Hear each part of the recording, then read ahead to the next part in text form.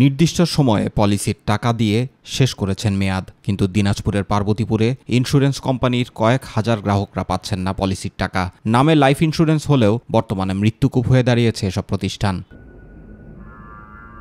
জমা টাকা চাইতে গিয়ে প্রতিনিয়তই হয়রানির শিকার হচ্ছেন বলে জানিয়েছেন গ্রাহকরা। দিনের পর দিন ঘুরেও টাকা না দেয়ায় দিশেহারা হয়ে পড়েছেন ভুক্তভোগীরা। দ্রুত সময়ের মধ্যে জমাকৃত টাকা পেতে সংশ্লিষ্টদের হস্তক্ষেপ কামনা করছেন তারা। 10 বছরের মেয়াদি একটা ইন্স্যুরেন্স খুলি, সেটা 21 সালে শেষ হয়ে গেছে। 3 বছর থেকে আমাকে ঘুরাচ্ছে, কোনো টাকা দিচ্ছে না। গেলে বলে আপনার সিরিয়ালে আছে, এটা হচ্ছে ওটা হচ্ছে অ্যাকাউন্ট দেন, সব কিছুই দিছি। আমি যেদিন বই জমা দিছি সেদিনই দিছি। পরিশ্রম কষ্টের টাকা যেটা জমা রাখছি আমি সেটা আমি চাই। দেব করে আজ পর্যন্ত আমি এখন 4-5 বছর এখন টাকা পাইনি। আমরা টাকা চাইটা দেয় না।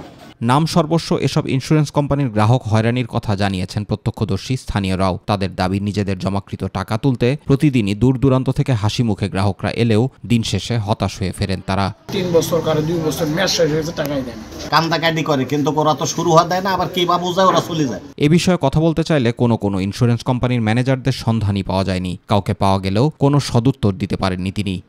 নতুন বর্জিত দায়িত্ব হাতে পেয়েছে, পর্যায়ক্রমে প্রত্যেকটা টাকা প্রত্যেকটা গ্রাহকের হাতে যথাসময়ে পৌঁছে দেবে।